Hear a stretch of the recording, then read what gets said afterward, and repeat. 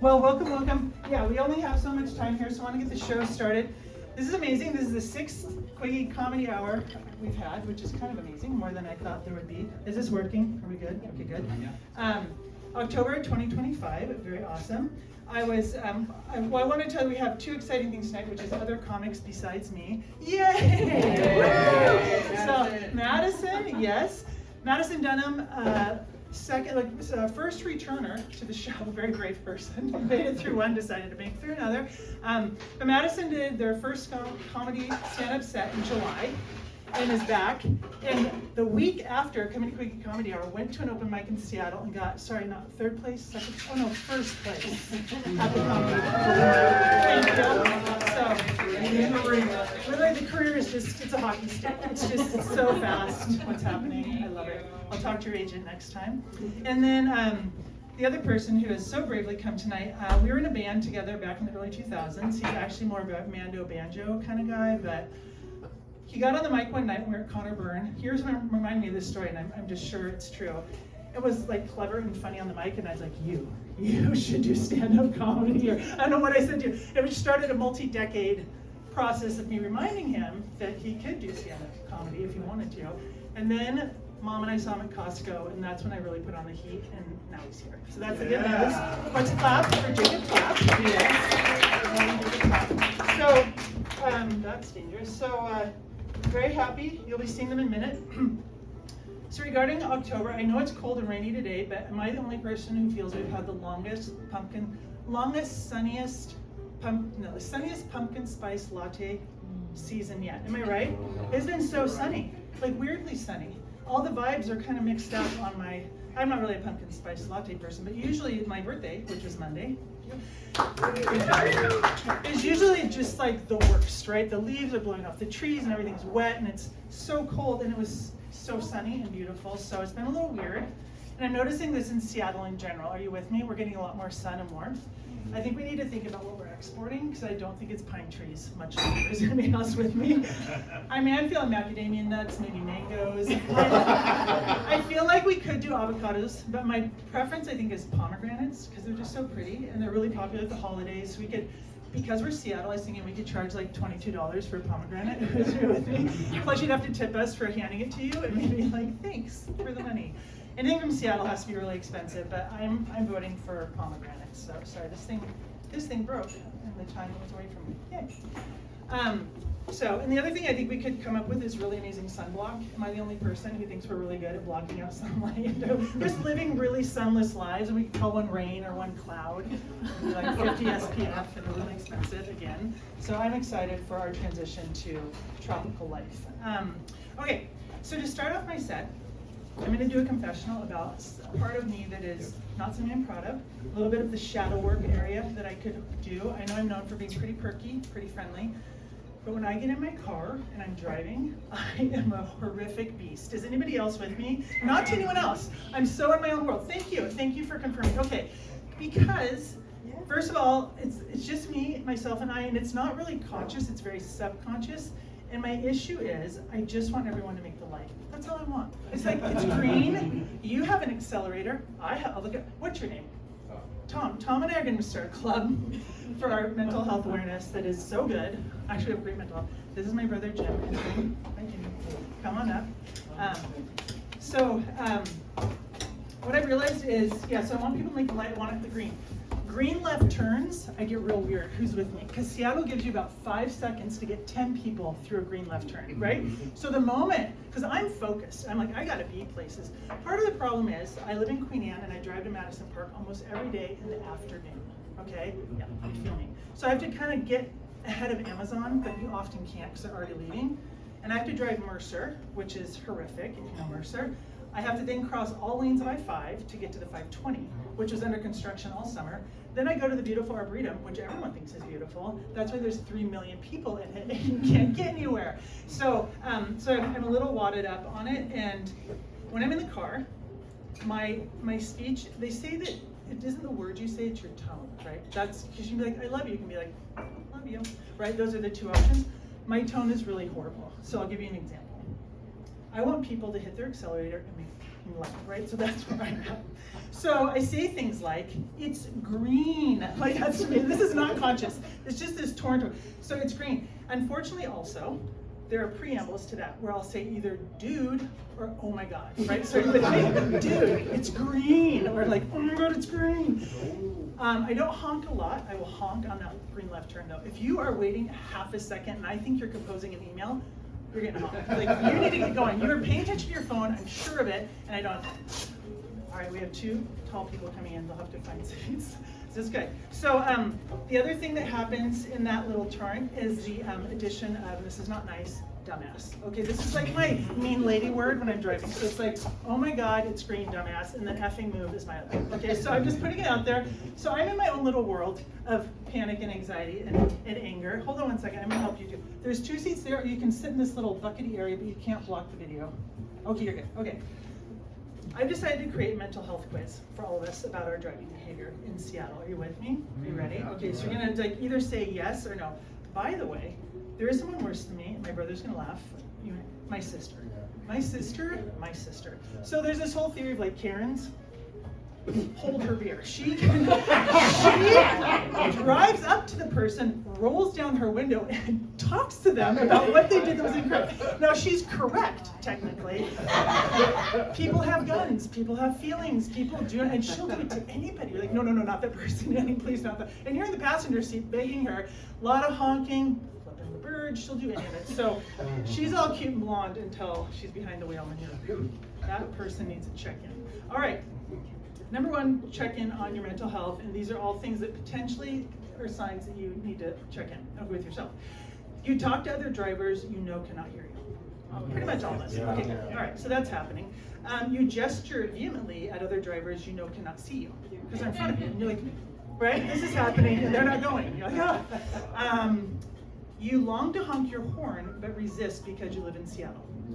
Okay, there's a lot of that, let's be honest, okay? I'm totally there. You honk your horn loudly and shout profanities because you moved here. Hey, are you a move here person? Yeah. Do you like it when people stop for flocks of ducks? Is that right? Like for a long time they'll stop for that. You're just like, why am I here right now? Then you see these geese just eating grass on the side of the road. You're like, oh my God. Someone just shoo the geese, okay? You remind people to use their turn signal even though they cannot hear you. Okay, that's common. Yeah. Now this is my attempt to be a good person, even though obviously I'm having some real struggles with my behavior. You congratulate people who actually do use their turn signal. That's right. To not be complete bitch. I'm like, you know what? Good job. I'm just going to honor that you did it. If they actually move into the lane space you're giving them, you're like, you've been signaling for 20 minutes. You have a mile in front of me. Like, please change. Anyways, not that I'm upset. Okay, you dream of a world where the road is entirely yours and yours alone, and all the lights are green. Hey, who's with me? Okay, that's a delusion, but we're going to work on it. And then you question why there are so many humans in orange vests blocking traffic with orange cones while they stand around waiting, watching someone else do a task like digging, and you think, dude, help out, let's wrap this up. I gotta eat places. That's definitely how I feel. Yay, unions. Okay, you wonder if road repairs are designed to keep us down emotionally and keep us easy to control because they are so degrading and miserable. Anyone? Yes. It's like it's just backbreaking or soul crushing. I do want to give a shout out to Gen Z, which I see, and I think Gen A is also somewhere in the zone now, who are literally totally avoiding the driving thing. Am I right? What are they on? Anyone? Lime scooters. Why are they alive today? Because we do not kill them. Are you with me?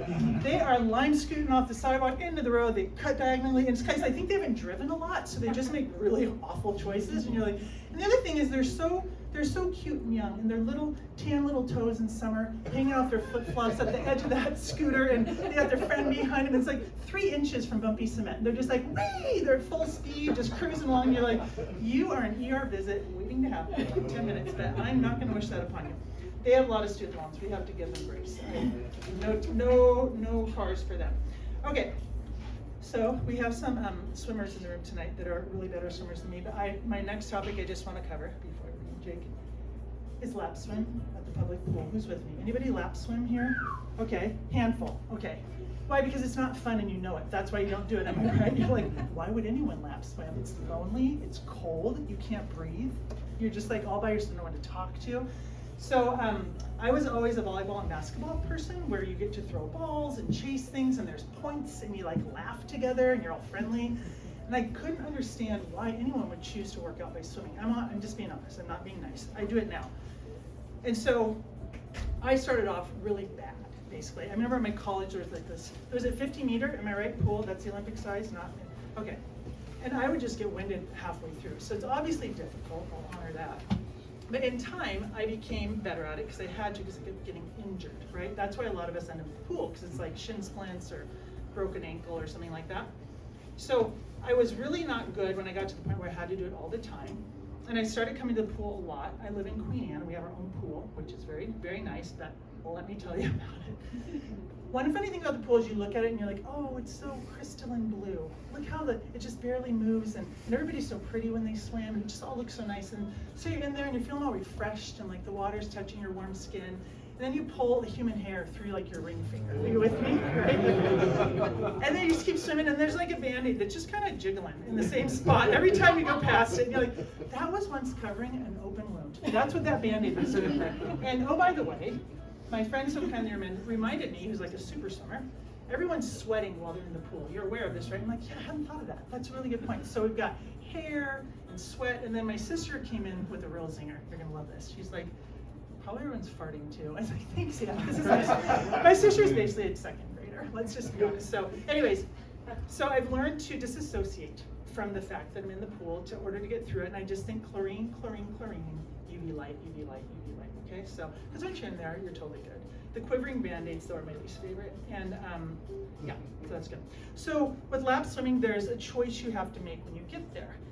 This is the choice of which lane you are going to swim in. Is anybody with me? Okay. Let me just like, those contained like pained smiles and because not unlike driving on Mercer, it can be very frustrating, okay? So there's this small square footage and a lot of people without a lot of time who would like to get a workout, okay? But they all have to, no one's talking to each other, but somehow you gotta figure it out, right? Where everybody's gonna get in some lane that's gonna work. So because I have sucked for so long, I would often end up in what's called the medium lane. Do you guys know the medium lane? Okay, so the medium lane, when there's only 3 lanes, it's like having a salad that has pears, lug nuts, and bubble gum all together. It's like, it just doesn't make sense, right? So the medium lane is if you're not glacial, or you're not in the Olympics, you just kind of end up in the medium lane, which is really hard to deal with. Thank you for acknowledging this. And so as part of my suckage, I would always end up in the medium lane, and basically, you either, well, so the rules in the pool are, if you're slow, get out of the way. If you're fast, pass, or go to another lane. So I'm, based on my driving behavior, I don't know why we have not enough seats and too many people. I apologize. Do we find, do you have any more chairs, Jen? Okay, you're good. You're cool to stand? Okay, they're gonna stand. They're all swimmers, by the way, that's why they're standing. We do have some powerful, we have a swim team in the back. So you're hanging in the medium lane. And much like my inability to handle it when people don't go for the green light, Tom, you're with me, okay? People who get in front of me and are slow and will not get out of the way drive me crazy, right? So there's rules, and I'm gonna tell you a little story about why I know the rules. So I'm in the medium lane one day, and there's a woman who is just so slow. I mean, like, come on, lady, you need a noodle and a trip to the slow lane. Like, you should not be here, okay? But you do a thing where she gets to the end and just flip that little turn and just start putting again, and I'm right behind her. Now, a normal person with regular mental health would have gotten out of my way so that we don't all, like, kill each other at the pool. No. So the first time she does it, I pass her, which is what you're supposed to do. You're like, okay. And here's the deal. The fast lane was literally full of Olympic hopefuls. Like, people were so fast in the fast. It was like churning. It was making butter, right? It was so fast. So I'm over in the medium lane trying. So she does it again. So I pass her again. It's a little tight in the lane. So the lifeguard, what does he do? He comes and asks me to move. Why? Because we're in Seattle, and I'm probably upsetting her, even though she's actually the one that's wrong, because I'm hurting her feelings. I don't know. He asked me to move up, and I was like, no, I'll just change my stroke. So for me, getting to the pool, the first 20 minutes before I even get there, I'm literally wondering which lane I'm gonna be in and if I can handle it. Are you with me? It's so stressful. So then, I stopped sucking recently quite so much because someone taught me how to swim better. My buddy Jim at the pool, who wears like 2 diamond studs and rainbow flippers, and he's great. And he's like, would you like help with your swim stroke? And I was like, please. And so now I'm in the fast lane, but I'm like a 2 out of 10. But you know why I'm great in the fast lane? Because I get out of the way. So it's all working out better for me. So a few more things about the pool I just want to say, because I have a lot of feelings, obviously. one of them is the cutest thing and one of the best things at the pool. I don't know if it can be a guess what the cutest thing. Don't think of women in swimsuits. Infant swim classes. Are you with me? I mean, what is going on? It's like the cute meter just bang, bang, bang. Because first of all, they're so little and they're so soft and they're all wibbly wobbly. I know they have little dimply arms and things, and they're in their parents' arms. And you can tell like 20 minutes ago, they were just chilling on a warm carpet with the dog, like living their best life, right? And then for some fucking reason, mom's got me in this wet, cold hellscape of like noise, and she's telling me I'm doing a good job, and they dumped me, and it's just like, why am I here? This is miserable. Why is everybody so happy? I'm not happy. Get me back with the dog. And so there's just the confused faces, and it's like kids in snow clothes. You know, you're just like, it's so cute. So I do love the infant swim classes, and I do feel a little bad for them.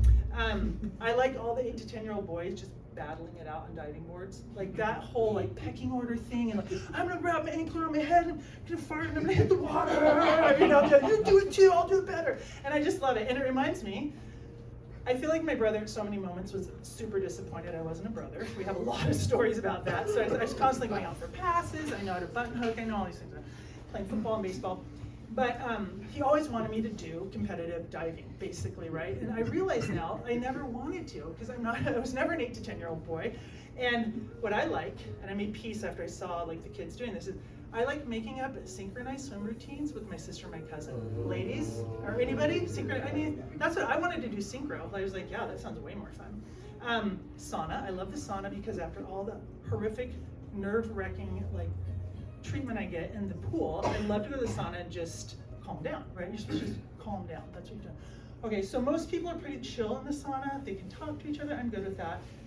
There's a genre of older Asian man. I'm just going to say it. I don't know what club they're in. I don't know what they're a part of that does dynamic stretching in the sauna. Okay, so they get in the sauna and they're just working that hammy, and it's just this bouncing, and it isn't a short amount of time. It's like a really long time. And they add in this, and I'm like, yo, I just waited for this, and you are just like, we're all trying to calm down right now. So if you want to go in the hot shower, I'm like, do that. Okay, so last thought on the pool, and we'll bring up Jake. Oh my gosh, it's awful. I hate it.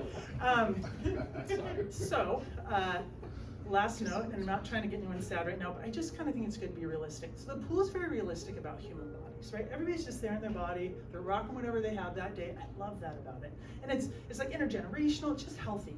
So because I'm a lap swimmer, I'm often entering the women's locker room after aqua aerobics. Okay, you guys know about aqua aerobics, which is typically populated by women over 60. I'm just gonna put it out there. It's not usually men, and it's not usually under 60. It's definitely where I'm headed. Let's just be honest. So I know this. So I'm in the locker room, and it's like, I'm thinking about my girls my age, women, whatever, who are, we're having a protein powder, and we're like doing butt lifts, and we're, trying to share our feelings, and just all these things we're doing to be healthy. But I recognize there is a train we are on. There's one train, and it's on one track, and it has one stop you get off at the end, which is dimples, wrinkles, shrinking parts, hanging over parts. But God bless these women, they are so cute, and they're talking about their knee replacements and their grandkids and the book club they're going to start, and they're socializing, they're happy. And I was thinking about what Gen X aqua aerobics post-class chit chat would be, and it'd be like, singing Duran Duran together, or just like remembering or like, remember on TV, remember on Golden Girls when Sophia got kicked out of the convent for cheating? Yeah, I remember that. It's gonna be great. So Gen X aqua aerobics, I'll see you there. Okay, we're gonna crush it. I'm pretty excited. Okay, so for now, I'm gonna take a little break. I've totally lost track because my little sign isn't working. Okay, good. People, this is a great moment. I'm so excited. We can do the drum roll, but at the very least, you can just give it up and clap for Jacob Clapp. Yay! Thank you, Bridget. Thank you so much. This is my first time doing this, so we'll see how it goes. Bear with. But this all started about a year or so ago when I ran into Bridget at Costco with my cart. Yeah. When I tell you I was locked in on the last chicken, rotisserie chicken, my God, her legs will never be the same. However, the chicken Caesar salad I made that night, next level. Yeah, next level. I even brought some leftover salad to Bridget in the hospital the next day. And she extended her forgiveness. Yeah, she couldn't extend her legs because they were tractioned and the gurneys like that. But she extended her forgiveness because she tried my salad, and that's the person she is. So thank you. One of the things I like to get at Costco in bulk is NA beer. Yes, we love the NA beer. For me, at first, the jury was out on the NA beer, which as an aside is one of my favorite expressions, the jury's out. Because I picture like this little group of jurors in my brain being like, we find a defendant NA beer guilty of still having a teeny little bit of beer in it and being awesome. Yeah, my jury foreman is from Long Island. Well, actually, okay, it's Miranda's husband, Steve. Yeah. That's my jury foreman. Okay, Miranda's ex-husband. Oh. Okay, Miranda's ex-wife, Steve. Sorry, I couldn't help. Yeah, but the thing about NA beer, a lot of people don't realize, is it's very hydrating and rejuvenating and replenishing. It's kind of like La Roche-Posay, but for your insides. It's amazing. Yeah, but we're gonna find out, I believe, in I don't know, a couple of years that NA beer is a superfood. I don't know, like acai berries. You ready? Acai berries. Acai berries. Yeah, try it sometime. When you say it, you exercise all 178 maxillofacial muscles. That's why it's a superfood. You don't even have to eat it to reap the health benefits. It's crazy. Have you guys noticed that the more dire things get in the world, the more ubiquitous pumpkin spice is? It's crazy. It's because they know that the pumpkin spice is like a salve for our weary and tired souls. So they put it in everything. Yeah, pumpkin spice coffee, we got the pumpkin spice muffins, pumpkin spice dog toothpaste. I'm like, I can assure you my dog does not care about politics, okay? Yeah. But I was at Starbucks recently and getting an Americano, because I'm resilient, okay? And a stream of people are coming in to the Starbucks like zombies with their arms slack and their mouths open. Pumpkin spice, pumpkin spice. Yeah, this one woman was like, venti. I'm like, oh no, Molly, you in danger, girl. Venti pumpkin spice, yeah. You're gonna need some ventilation in your bathroom in about an hour. You go for it. Little body. One of the ways you could describe my personality is I seek validation through my retail purchases. So, when I'm in a restaurant, I want the waiter to compliment my meal choice and no one else's. Like the no one else's part is very important, right? Like you said that the tuna tartare was your favorite, but then you're telling her that the trout and papillote is divine. I don't get it. Like validate me. My holy grail of retail validation is Elliott Bay Bookstore. I don't know if you've ever been, but playing for 23 years quietly, kind of like the Mariners, to get someone to say something about my purchases, right?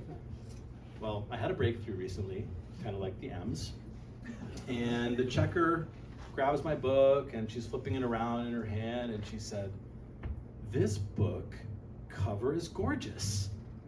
I was like, oh my God, thank you so much. Thank you. I feel so validated. She was fired on the spot. But, the validation was better than my chicken Caesar salad. So great. Yeah, I am like Bridget, a Gen Xer. I was born in the 70s, so I'm from Gen X. And one of the things I like about being from Gen X, or I'm proud of, is we stand up for each other. We've got each other's backs. Like when we caught wind of the Karen meme, like 8 or 9 months after it happened, because that's our timeline, we were like, excuse me, I would like to speak to the manager of that team. No, you will not disparage one of our top girls, okay? Because so many of us from the 80s were Karen, or Karen allies. Yeah, I think it's 10%. 10%, no wait, here it is, ready. 10% of Gen Xers identify as gay. It's 25 for Gen Zers, but it was 10 for us.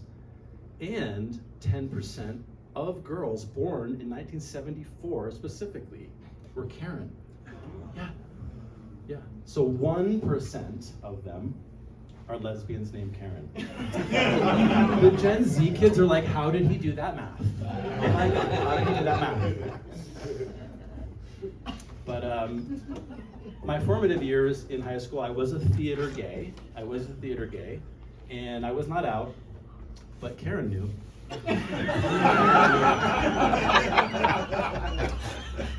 You know, she wasn't as popular as Jenny, and she wasn't as athletic as Liz. But she was the high school musical stage manager for Pirates of Penzance. Most unfuckwithable person in all of high school. She could run that stage and understudy for anybody's role. She was amazing. Yeah. And she had actual gaydar. Yeah. It was a Milli Vanilli t-shirt that she had. And I'd come up to her and be like, girl, you know it's true. And she was like, yeah, girl, I do. Anyway, thank you so much. I'm Jay.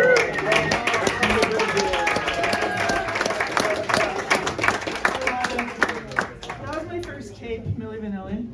That was mine. I always got everything hand me down. Jake, congratulations. Thank you. So happy. Love it. By the way, speaking of gaydar, Jake and I were in a band. We were already rehearsing, and we found him on Craigslist. All right, we were like, put out an ad for, I guess, a banjo player maybe, or something. I don't know.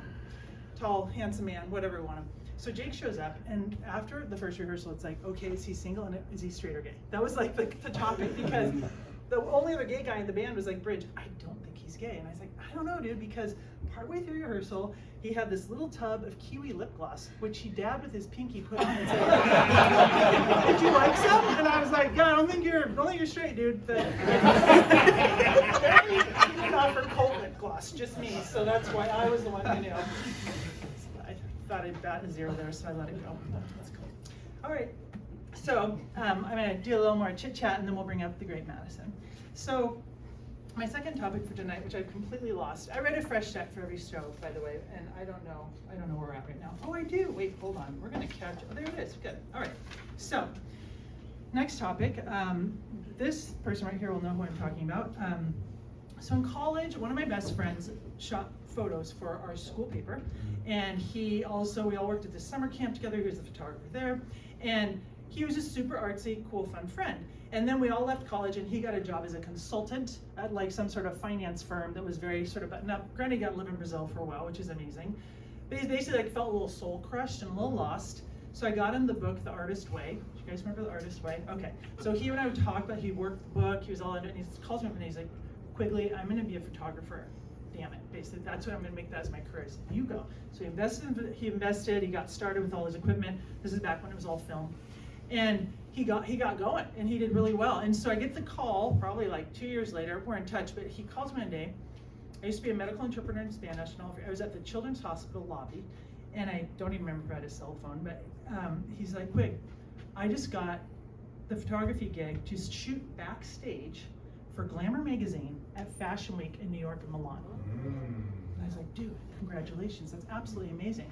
And he's like, and I want you to come with me. And I was like, I don't even know what that is. What is Fashion Week? So my awareness of fashion is like, I'm not wearing a potato sack right now, so I covered myself, and I'm out in public. I'm really, so that's like my level. And with fashion, like, all the money and effort and like, geez, like $800 dresses, all that, I really don't understand it. Like, I would rather, there's like 250,000 things I would rather think about than fashion, like are we feeding American children lunch enough? Or like, is there clean water in that village on the other side of the world? Like, I worry about different things. So when he asked me about Fashion Week, first of all, I didn't know what it was, number one. Number two, like, kind of fun to hang out with supermodels, but I just didn't care, basically. But he said, no, I have a very specific job for you, which is, I'm a young guy who's super flirty, and I'm not gonna get these women to pay attention to me or let me take their photo, because I'm gonna be creepy, right? He's like, I need you to befriend them and make them laugh, so they will smile and I can take their picture. And I was like, I can see that.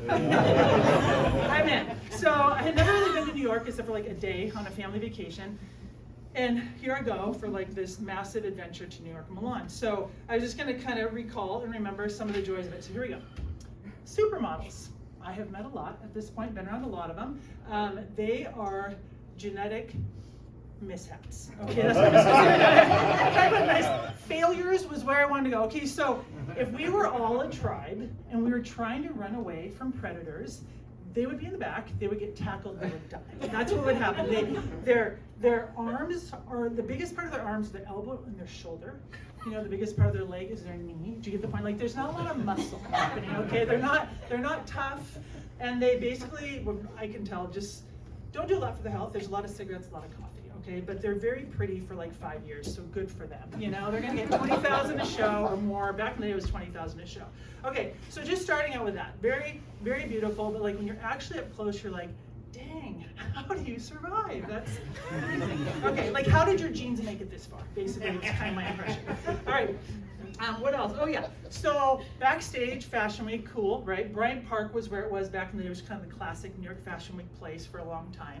And there's these white tents. So Mark and I have our little lanyards that say we're with Glamour magazine, and we're supposed to be able to go backstage.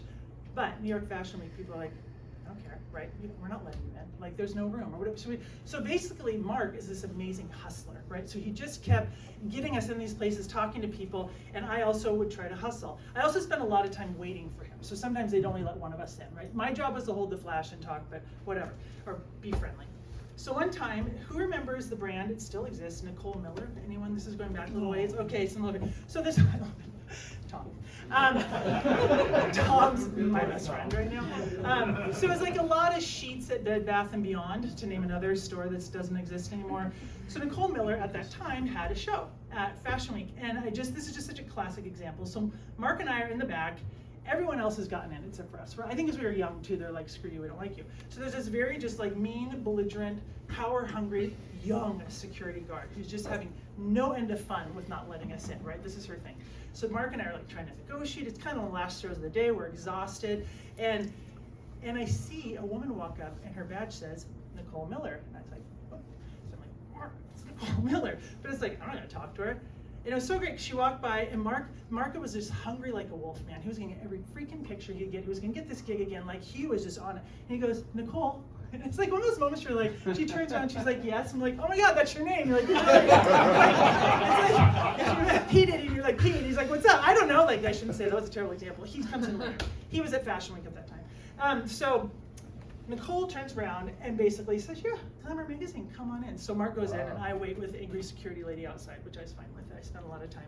So it was just a lot of hustling. One of my jobs was often to both wait and be small. So it's like all cramped, and I'm 6 feet tall, and my hair is even bigger than I am, and I would just end up in places just doing this. One example of this was at a show where I was being small, and even though I'm not, so I picked a wall where there seemed to be not a lot of people, and I just glued myself to it. So I did a lot of that, especially backstage before the show. It's just mayhem. And this woman went to the front, and so there's a lot of celebrities, for the record, at Fashion Week. So I'm doing my thing, being small, and this woman literally walks over and says, hi, Nicole, you can come over here. And she literally places Nicole Hilton? No, Paris Hilton. Sorry, Paris Hilton next to me. So I literally stood next to Paris Hilton for like 5 awkward minutes. And it was one of those things in life where I was like, yo, I kind of want to talk to her. This is kind of a moment. And I happen to know, I have a size 13 foot. She has an 11. And I just wanted to be like, what's it like being like such a star, but having really huge feet? But I thought she would like that. It's like, why is that the one thing I bring up? You know, your family owns a hotel. Maybe that's more interesting. So I chose to leave her alone. But being shoulder to shoulder with Paris Hilton was one of my experiences.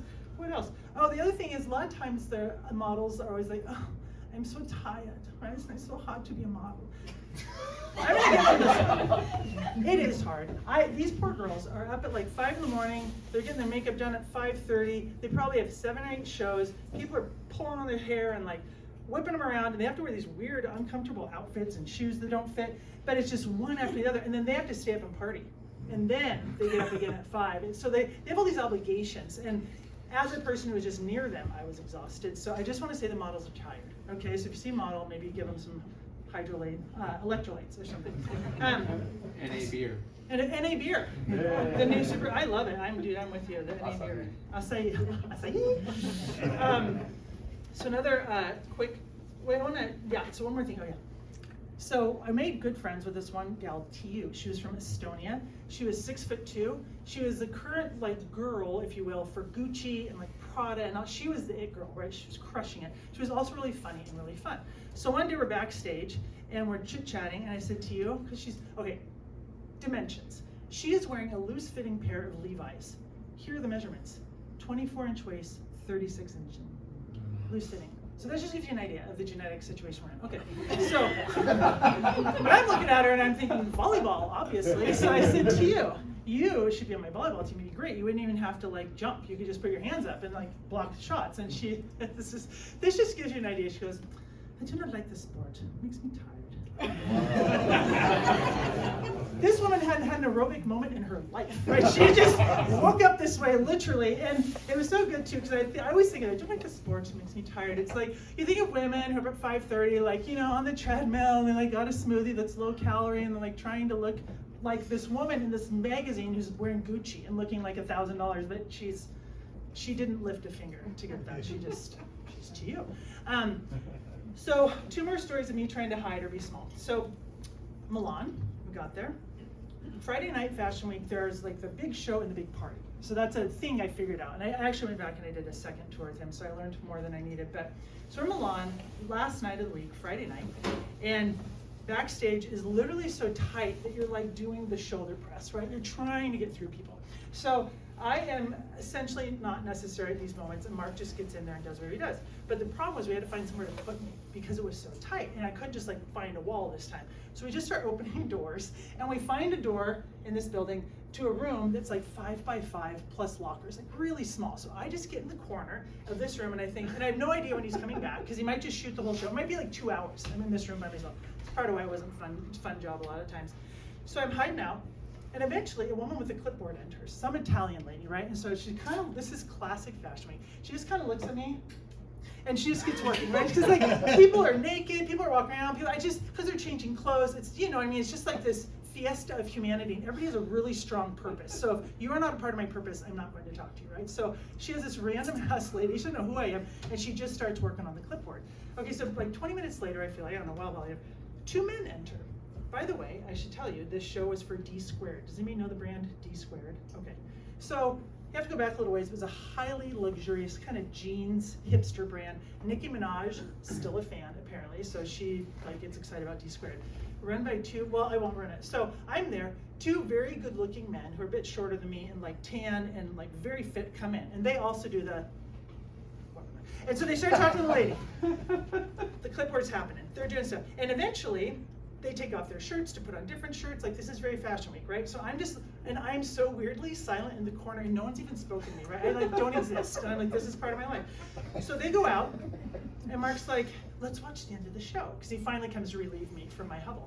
And so we walk out, the show ends, there's usually like a big dress at the end, or some girl got her big whoop-de-doo, and she comes back and she usually hugs the designers and walks them out. So who comes out but the 2 men who just thinged their shirts in front of me for like, and like hung out again. Basically, I was in the presence of 2 of the top star designers in all of Italy, and there was all of these champagne carrying waiters coming out, and like inside fireworks, whatever that is. And I just recognized that I was just having probably an experience that most people in the room would have been like, that's amazing, you like were that close. Well, they changed their clothes, and I was like, yeah, actually I was. That's my life in Fashion Week. So in New York, at the end of Friday, Mark and I had befriended this security guard named Linda. So Linda's from New Jersey. She smokes. She's like, you guys, what's up? Good morning. You know, this is Linda. So Linda's great. She's inviting us back to her home to hot tub if we're ever too tired. I mean, she loves us. So Mark and I often hang out with Linda when I can't be with Mark. So Friday night, Tommy Hilfiger, that's the show. Okay, this is the show that is the party. So I'm with Linda because I'm trying to stay out of the way, and celebrities are just pouring in. So they're walking up this ramp to the back of this tent. There's paparazzi on all sides. You just hear ch-ch-ch-ch, and then this new face shows up. So Serena Williams, for example, Serena, who's bigger than me, which I found very comforting. She's gorgeous. You're like, oh my God, you're such an athlete. And the lights kept going down. The power kept going out. So Denzel Washington, short, by the way. But it's just like him and I just standing here just for a while the power's out. Then Danny DeVito came, which I thought was funny because he's like even shorter. So P. Diddy was there, came with an entourage in a tuxedo. So just all of these celebrities. And so Mark comes back out eventually to find me. And he's like, I have an idea because there's all this paparazzi going down this ramp. We had these big sunglasses like Elvis, you know, like silver mirrored. And he's like, Quigley, put on these sunglasses. Linda, grab her arm. I'm going to come out and I'm going to shoot my flash in her face. And we're going to pretend, basically, she's a celebrity coming back out of the tent. Linda's like, I love it. So she literally goes and gets the NYPD guy who is guarding the tent, which they always were. And he's like, I'm in. You know, so basically, I start walking like this, and I have a skirt on, so I don't know. But Linda, the NYPD, he's flashing the light, and it's literally like 1,000 shots, right? As I come down, somewhere there's a picture of me being a paparazzi. But the thing is, we knew all these guys, so eventually they figured out. And the one guy goes, I knew it was you with your curly hair. I knew it was you. You know, basically the perfect end of the week because it had just been very stressful, very tiring. So I didn't end up going there that much again because I found it kind of boring. I didn't really actually like working at Fashion Week, but it was very, very cool for a minute. All right, so we have a big, big treat tonight. We have another comic coming up. So this is the magical Madison Dunham up for the Quiggy Comedy Hour. Take 2. You ready? Oh, yeah. All right, round of applause.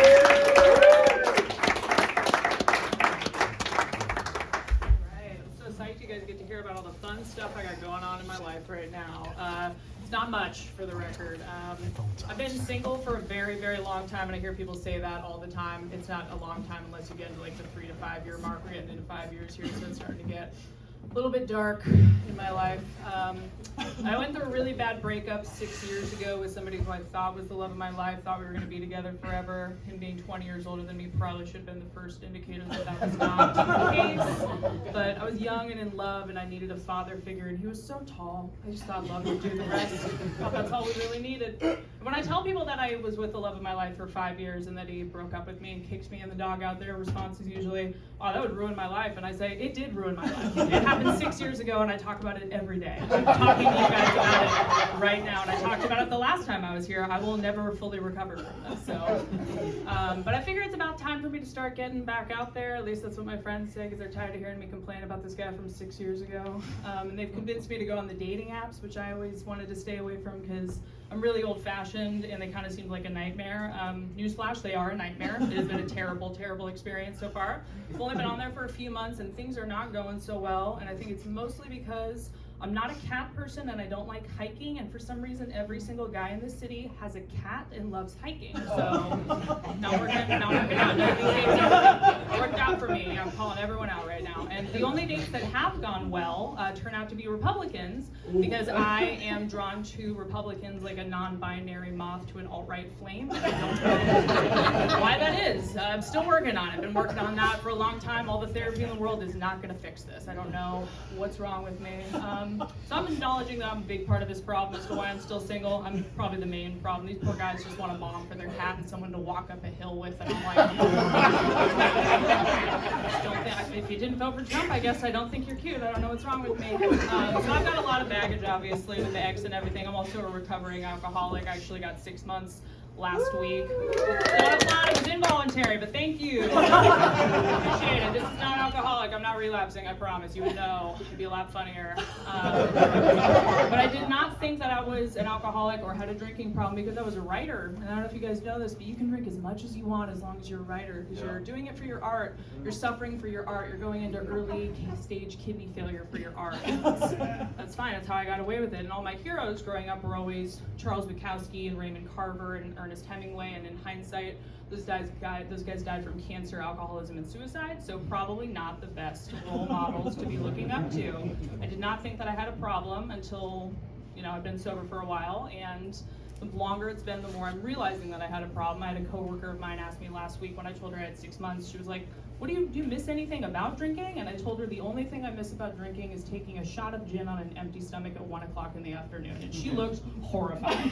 That is not a normal thing people do, apparently. I'm learning that, okay, that's good to know. Just, keeping track of things. And another one of my coworkers told me a few weeks ago that she wasn't feeling good. She was like, I'm kind of feeling myself getting sick. And I told her, I was like, I have these wellness drops that I take. When I start feeling myself get sick, the only problem is they taste like poison. They're the worst thing you've ever put in your mouth. But what I recommend is get like 3 ounces of gin, mix an emergency into it, makes it fizzy, makes it taste good. Then put the wellness formula into it and then just shoot it and you'll feel better. She looked horrible. Okay, I was just trying to give you some advice to help you feel better, but yeah, I'm the one with the problem. You're not supposed to drink when you're sick, apparently. Just learning that now too.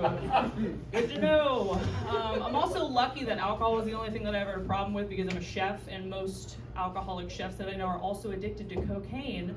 I've never touched the stuff because I always thought that people on coke were the most annoying people on the face of the earth, and everybody always tells me, it's because you're not on it. And I'm like, if I have to do the drug to not be annoyed by the person on the drug, I don't want to do the drug. Personally, like the meth heads in my neighborhood that keep stealing my catalytic converter are annoying, but you don't see me taking meth just so that I see where they're coming from. I get it. I'm good. I get it. I don't need to try that. So yeah. So again, that's some more fun baggage I got. I'm also non-binary, mostly so that I can get away with saying gay slurs, but there's other things. Explaining that to men is also not super easy, especially in this day and age where this country's going. It's just not a fun conversation to have, but it was a lot easier like 6 or 7 months ago. I looked a lot different like 7 months ago. I had a blue mullet, and I never wore makeup, and I didn't shave my legs, and just everyone knew I was non-binary. Like, I got hard made everywhere that I went. No one even asked my pronouns, they just knew. And I should be psyched about that, but I was kind of like, you don't even want to ask, you just know. But now I'm growing out my natural hair and wearing makeup, and I know what a razor is again, and lost a lot of weight since I haven't been drinking. I'm also on medication for the first time in my life. I highly doubt that's related to any of these changes, but either way, people just can't really tell anymore. So, and honestly, with the way this country is going, I am considering going back in the closet so that nobody thinks I'm going to commit a mass shooting anytime soon. I think it would just be probably safer. If being she, her doesn't get me thrown on a list, I think that it might be the smart move for now, at least. But yeah, so that's another reason why dating has not been super duper easy for me.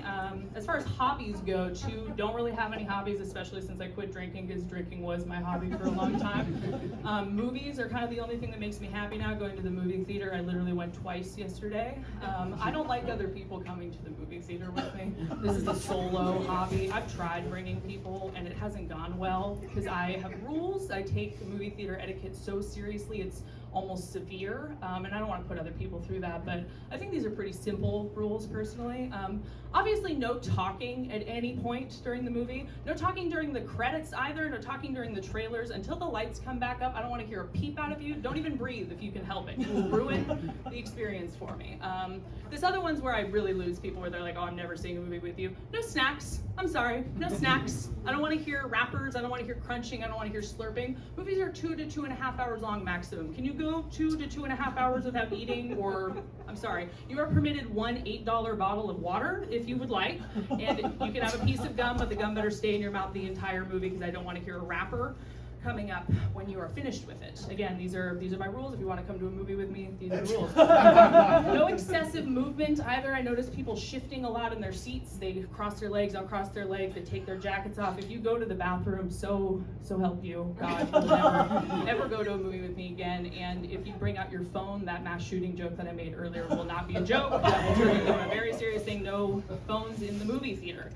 So yeah, not super easy to date, not super easy to get along with. Maybe I will take a little bit more time to work on myself and make myself easier to be around. But in the meantime, I'll do what I can to stay afloat. As far as being single, I will continue to ride the light rail after sports games so that men are forced to press up against me. If that sounds predatory, it's because it is. So be clear about that. I'm also in the process of trying to convert to Catholicism, which is not a joke at all, but I did figure a bonus would be that my chances of getting felt up by an older man are going to skyrocket. There are some multiple benefits: closer to God, physical contact, love, all those things. But until I do find the next love of my life, I will focus on myself. But when I do find that man, someone should warn him that I'm going to imprint on him like a wounded animal and never let him go. So, thank you.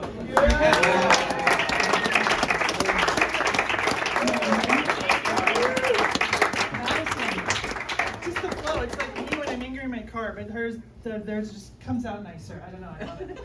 It's just this flow. Thank you. That was amazing. Thank you. Yeah, I'm rooting for you in all these areas. Thanks. Okay, good. Yeah.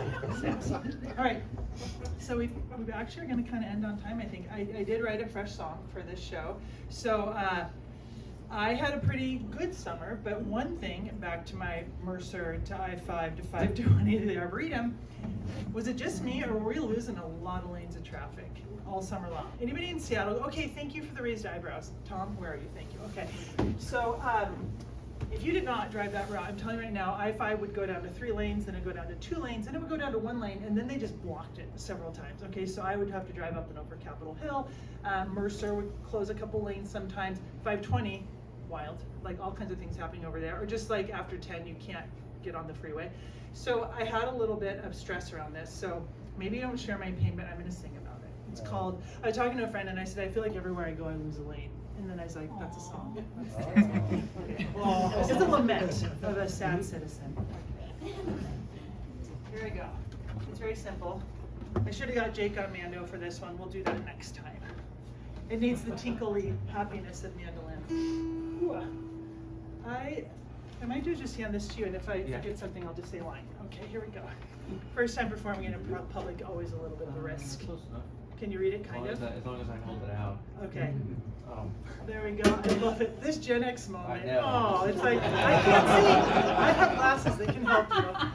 It's like, are the ones so much better. I love Seattle. I've been here one day. Yeah, my friend Vance just moved to Seattle, so we all need to hurry. Welcome. We got 2 cute kids. How old are your kids?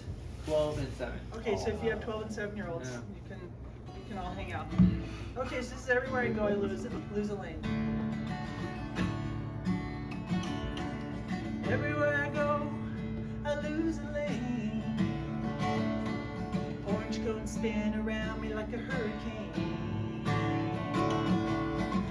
Blinking arrows filling up my brain. I feel the pain when I lose a lane. 40 minutes now in my Subaru. I-5 all backed up, what you gonna do?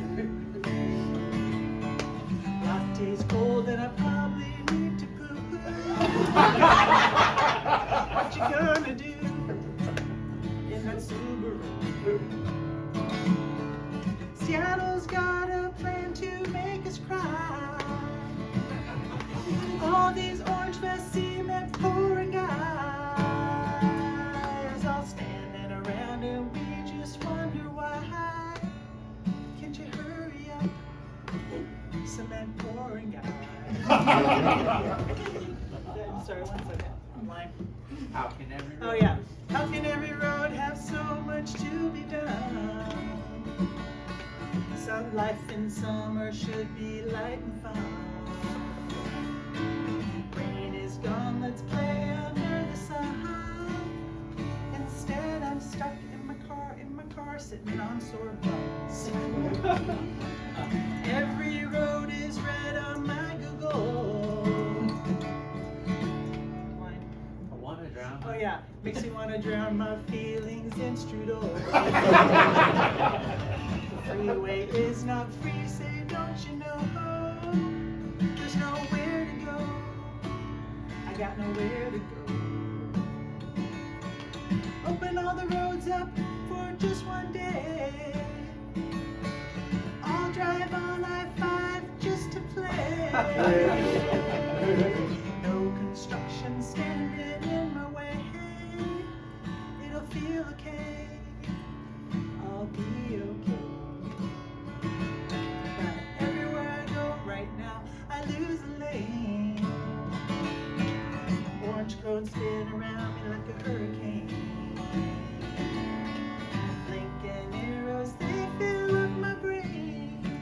I feel the pain when I lose the lane.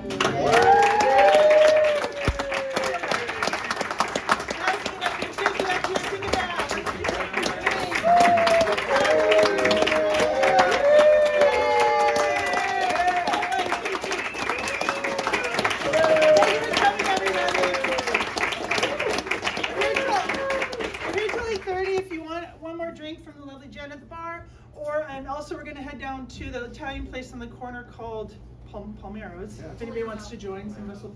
Yeah, we got a little table there if anybody wants to come. But just thank you so much for coming. It's every quarter, so we'll do it again in January. I haven't picked the date, but I have a paper here that you can sign to get my newsletter, and you'll know when we do the next one. Thank you, everyone.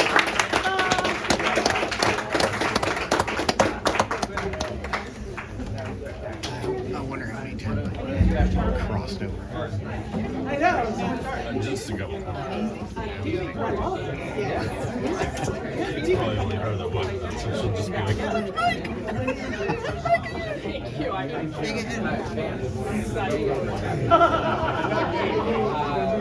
can write more songs.